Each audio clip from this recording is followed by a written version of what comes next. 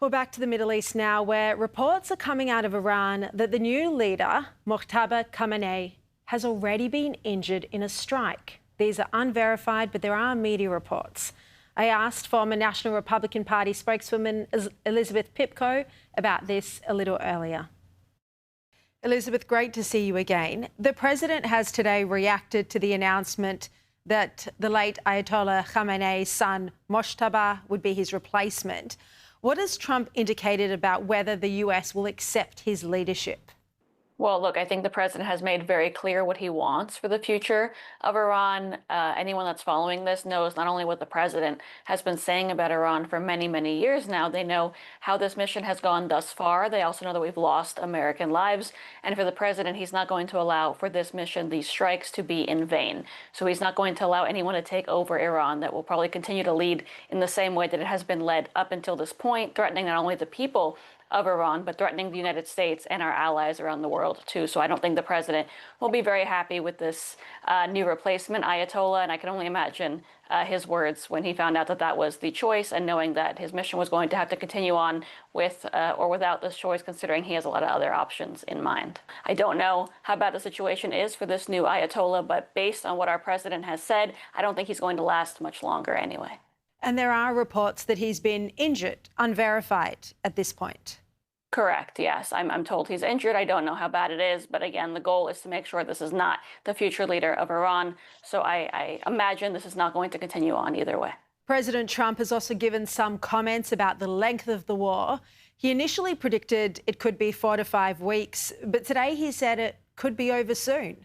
Well, look, I think the president's goal is for it to be over as quickly as possible. That should be our goal as well, right? The entire world should be rooting for this to be as concise as possible and to come to an end as soon as possible. But we never know how long that's going to take. I think the people, not only of our country and the U.S., but around the world, have always appreciated President Trump's transparency when it comes to things like this. A lot of presidents keep a lot to themselves, whereas Donald Trump wants as much information out as possible so the people that elected him understand exactly what he's doing. So he's updating us as things are progressing. I believe, based on his statements, things are progressing faster than he had anticipated, which is a great sign. We're not going to know anything, of course, until the war is officially done and behind us, but I think that was a very positive update.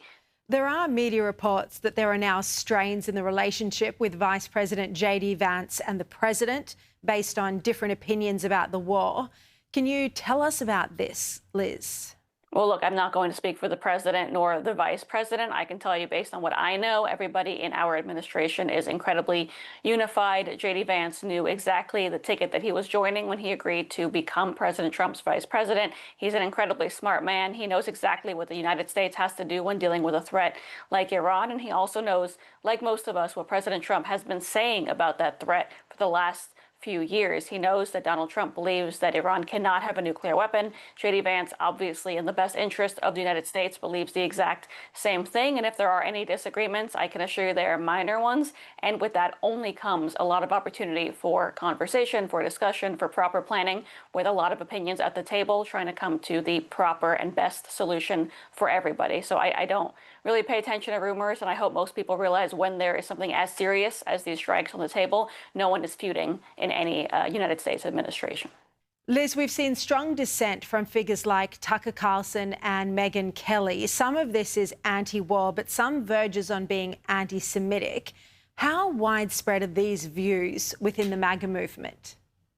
Well, look, there's polling that shows that the majority of Republicans approve not only of President Trump's leadership up until this point, but specifically of these strikes. There is polling that shows how many Americans have a negative view, of course, of the Iranian regime. I know that this is exactly what had to be done. Donald Trump does not pay attention, I can tell you, to podcast hosts or anybody on social media. He knows what he has to do. He has already put his statements about Tucker Carlson out there. He has made that opinion very, very clear. And I think for most of us, it's about making sure that we know the history that the United States has dealt with Iran, that the entire world has dealt with Iran, and that is why this decision was made. And no one is paying attention to social media, to anybody that wants clicks. They're solely paying attention to freeing the people of Iran, avenging those American lives, of course, that were taken by this regime, and making sure Iran never gets a nuclear weapon. Those are really the objectives that matter to the president, and I can probably assure you he hasn't really noticed much of the negative commentary that exists solely on Twitter and not really in the real world.